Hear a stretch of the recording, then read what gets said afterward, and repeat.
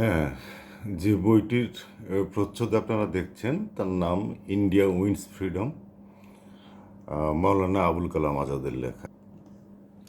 আমি বলি যে যারা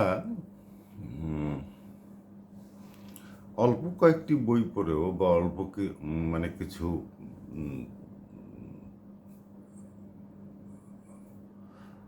দলিল দস্তাবেজ দেখেও যারা ভারত 1947-এর ভারত যে বিভক্তি ঘটল, ভারত পাকিস্তান নামে যে দুটি দেশ সাম্প্রদায়িকতার ভিত্তিতে বিভক্তি ঘটল, সে সম্পর্কে সেই পরিস্থিতি সম্পর্কে একটু পরিষ্কার ধারণা পেতে চাইলে আপনারা অবশ্যই এই বইটি পড়তে পারেন।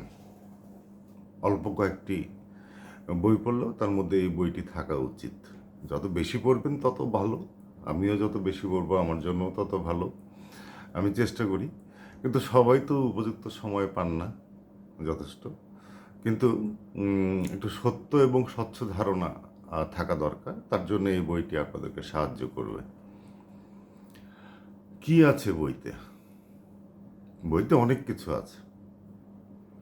বিভিন্ন ব্যক্তির সম্পর্কে কথা আছে, ইংরেজদের সম্পর্কে কথা আছে, কংগ্রেস সম্পর্কে কথা আছে, মুসলিম লীগ সম্পর্কে কথা আছে, বাঙালি সম্পর্কে কথা আছে, বিভিন্ন যে যে মানুষরা যারা স্বাধীনতার জন্য সংগ্রাম করেছেন, যারা আপোস করেছেন, তাদের কথাও আছে।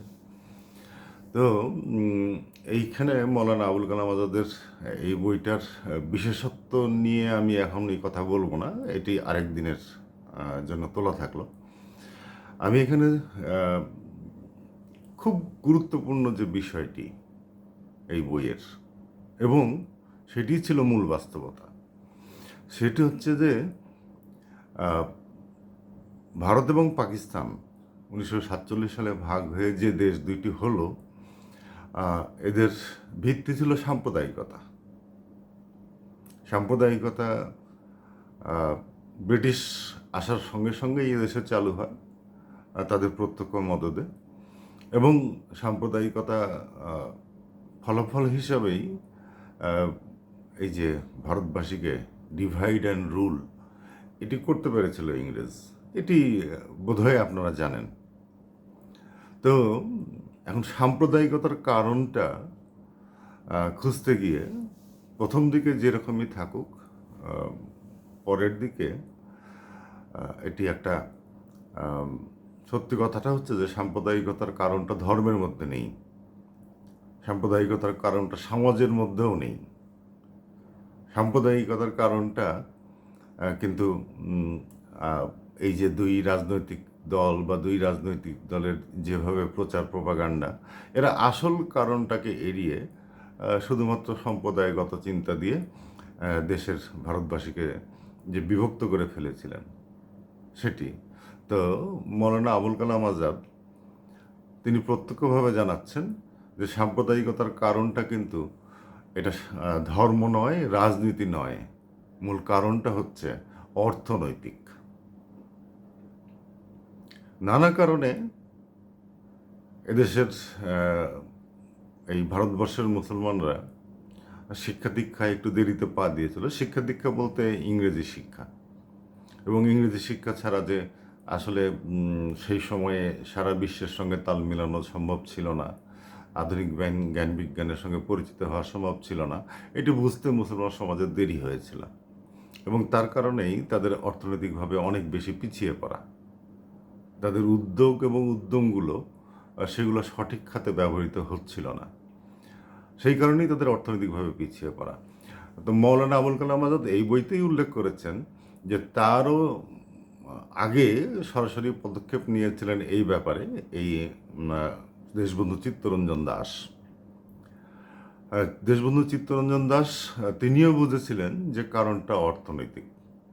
যদি পিছিয়ে পড়া অর্থনীতিতে, শিক্ষায়, সামাজিক যে গুরুত্বে, রাজনৈতিক গুরুত্বে পিছিয়ে পড়া মুসলমানদেরকে যদি অসন্তুষ্টি থেকে তুলে এনে ভারত যে চিন্তা, সেই চিন্তার সঙ্গে একাত্ম করতে হয়, তাহলে তাদেরকে, যেমন পিছিয়ে পড়া জনগোষ্ঠীকে এখন আমরা যেভাবে একটু বেশি অগ্রাধিকার দিই না, সেরকম সেই পিছিয়ে পড়া জনগোষ্ঠীকে একটু অগ্রাধিকার দিতে হবে। এটি আসলে খুবই বাস্তবসম্মত কথা। এই অগ্রাধিকার দেওয়ার কথাটা দেশবন্ধু চিত্তরঞ্জন দাস বা সিআর দাস নামে যিনি পরিচিত, তিনি অনেক আগে টের পেয়েছিলেন। তার সঙ্গে মৌলানা আবুল কালাম আজাদের অনেক আলাপ আলোচনা হয়েছে সেই এবং প্রত্যক্ষভাবে কাজে নেমেছিলেন দেশবন্ধু চিত্তরঞ্জন দাস। তিনি সাথে নিয়েছিলেন হেকিম আজমল খান এবং পণ্ডিত মতিলাল নেহেরুকে। তারা কংগ্রেসের মধ্যেই স্বরাজ দল নামে একটি গ্রুপ তৈরি করেছিলেন এবং স্বরাজ দলের প্রতিনিধিরা কিন্তু একেবারে কেন্দ্রীয় পরিষদ এবং বাংলার প্রাদেশিক পরিষদের সব জায়গাতেই ব্যাপক সংখ্যাগরিষ্ঠ ভোটে জিতেছিলেন। এমনকি মুসলিম সংখ্যাগরিষ্ঠ এই অঞ্চলগুলিতেও তারা জিতেছিলেন। কেননা মুসলমানদের মধ্যে সাম্প্রদায়িকতার চাইতে ধর্মীয় উন্মাদনা দিয়ে যে মুসলিম লীগ জিতবে মনে করেছিল, সেটি তারা জিততে পারত না, মানে পারেও নি। কেননা দেশবন্ধু চিত্তরঞ্জন দাস একেবারে সত্যিকারের সমাধানটা তাদের সামনে উপস্থাপন করেছিলেন, যে সেটি হচ্ছে অর্থনৈতিকভাবে, শিক্ষাগতভাবে, সামাজিকভাবে মুসলমানদেরকে যে যদি এখন অগ্রাধিকার দেওয়া হয়, তাহলে তারা যতদিন পর্যন্ত না সংখ্যানুপাতে হিন্দুদের সমানুপাতিক তারা না হতে পারে, ততদিন পর্যন্ত এই অগ্রাধিকার যাতে দেওয়া হয়, তার জন্যে সিআর দাস সম্পূর্ণভাবে কাজে নেমে গিয়েছিলেন। তিনি একেবারে বেঙ্গল প্যাক্ট নামের যে ঘোষণাপত্রটি তৈরি করেছিলেন, সেখানে পরিষ্কারভাবে লেখা ছিল এবং সেটি তিনি কাজে পরিণত করা শুরু করেছিলেন। সেটি হচ্ছে যে সকল সরকারি চাকরিতে মুসলমানদের জন্য 60% কোটা বরাদ্দ থাকবে। আর কলকাতা সিটি কর্পোরেশনের ব্যাপারে, কলকাতা সিটি কর্পোরেশন তখন বলা হতো না, তখন বলা হতো কলকাতা কর্পোরেশন। কলকাতা কর্পোরেশনের চাকরির ক্ষেত্রে 80টি চাকরি বরাদ্দ থাকবে, 80টি আসন, 80টি আসন বরাদ্দ থাকবে মুসলমানদের জন্য। মুসলমানরা এই দেশবন্ধুর ডাকের মধ্যে বা দেশবন্ধুর এই এর মধ্যে তাদের সমাধান খুঁজে পেয়েছিল এবং তারা স্বরাজ পার্টিকে ভোট দিয়েছিল, মুসলিম লীগকে দেয় নাই। তো সঙ্গত কারণেই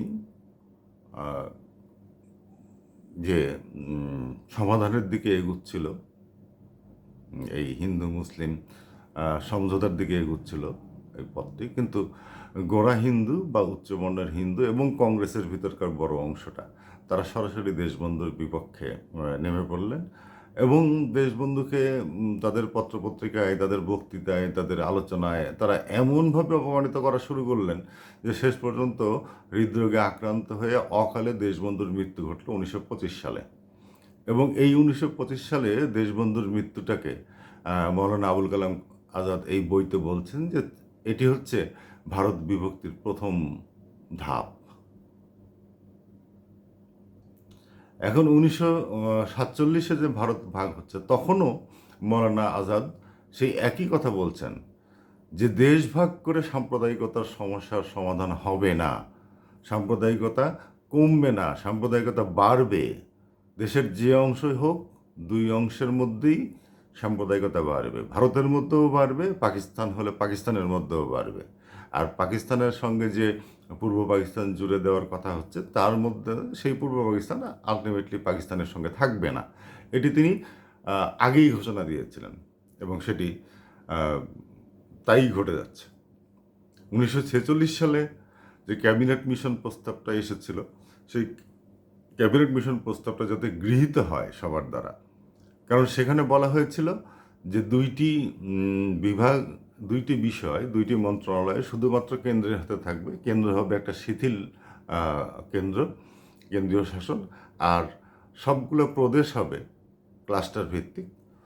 মুসলিম সংখ্যাগরিষ্ঠ প্রদেশ তারা যেমন ক্লাস্টার ভিত্তিক তাদের মতো নির্বাচন হবে, যেমন এখন যে সমস্ত প্রদেশে হয় আর কি, কিন্তু তাদের হাতে অর্থ বিভাগের ক্ষমতাও তাদের থাকবে।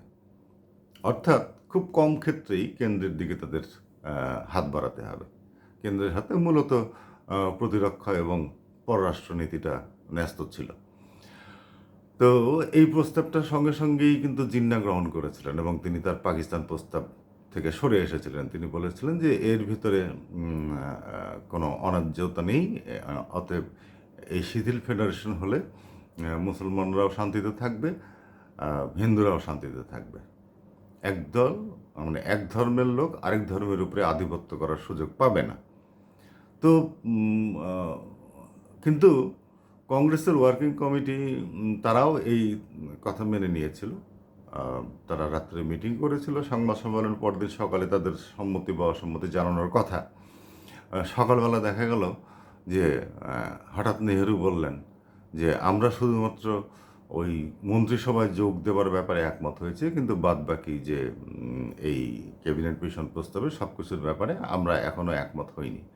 এখন জিন্নাহ সঙ্গে সঙ্গে তিনিও বেঁকে বসলেন। তিনি বললেন যে ব্রিটিশরা থাকতেই যদি কংগ্রেস, নেহেরু যেহেতু তখন কংগ্রেসের সভাপতি, ব্রিটিশরা থাকতেই যদি কংগ্রেস এইরকম একটা আমাদের উপর আধিপত্য চাপিয়ে দেয় এবং চুক্তিকে অস্বীকার করার কথা বলতে থাকে, তাহলে পরবর্তীতে তারা চুক্তিকে অস্বীকার করে নিয়ে যে আমাদের সংখ্যা গুরু পাকিস্তানদের যে প্রদেশ, সেই প্রদেশগুলোতে তারা যে আগ্রাসন চালাবে না তার তো কোনো নিশ্চয়তা নেই।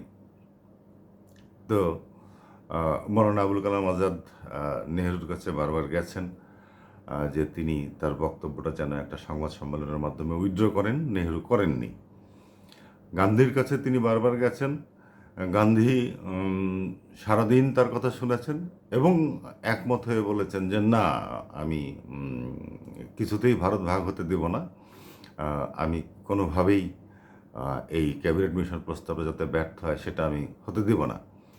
তো স্মৃতিকথাতে এই ইন্ডিয়া উইন্স ফ্রিডম বইটিতে তিনি লিখছেন যে আবার রাত্রে যখন প্যাটেল গিয়ে বল্লভভাই প্যাটেল গিয়ে যখন গান্ধীর কাছে তার ধর্ণা উত্থাপন করতেন, তখন গান্ধী আবার সকালবেলা মত পরিবর্তন করে বলতেন যে ভারত এবং পাকিস্তান ভাগ হওয়ার মধ্য দিয়ে এই সকল সমস্যার সমাধান হবে। অর্থাৎ শেষ পর্যন্ত ভারতটা ভাগ হলো। তো ইন্ডিয়া বা ভারত স্বাধীনতা পেল, কিন্তু সেই স্বাধীনতাটা আগের সমস্যার বেশি অংশসহ সাম্প্রদায়িকতা, যে ভারত ভাগের মধ্যে সাম্প্রদায়িকতার সমাধান ছিল নিহিত আছে বলে যে তারস্বরে তখন তারা চিৎকার করছিল, যে পত্রপত্রিকা, যে বুদ্ধিজীবী সমাজ, যে কংগ্রেস এবং মুসলিম লীগের নেতারা তাদের বিরুদ্ধে দাঁড়িয়ে একা যখন মৌলানা আবুল কালাম আজাদ বলছিলেন যে এই দেশভাগের ভিতরে সাম্প্রদায়িকতার সমাধান নেই, সমাধান আছে অর্থনৈতিক সমতা নির্ধারণের ভিতরে। অর্থনৈতিক সমতা, রাজনৈতিক ক্ষমতা এবং সামাজিক শক্তির আনুপাতিক বিন্যাস যতদিন পর্যন্ত মুসলমান এবং হিন্দুর মধ্যে একটা সম্মানজনক অনুপাত না আসবে, ততদিন পর্যন্ত এই সাম্প্রদায়িকতার সমাধান হবে না। দেশভাগ সমস্যার সমাধান নয়।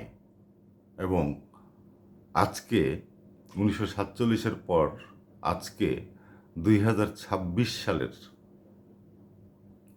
এই 28 জুন তারিখে আপনি আমি আমরা যারা শুনছি বা যারা ভাবি কিছু, তারা বুকে হাত দিয়ে বলুন তো সঠিক কে ছিলেন?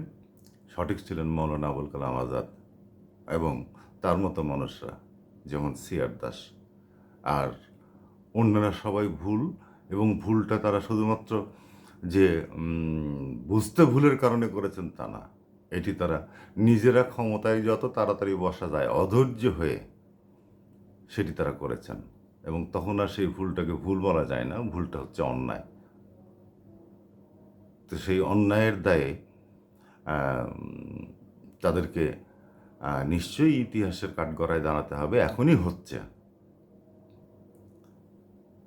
মৌলানা আজাদের সম্পর্কে আমরা আরেকদিন একটু বিস্তারিত কথা বলবো।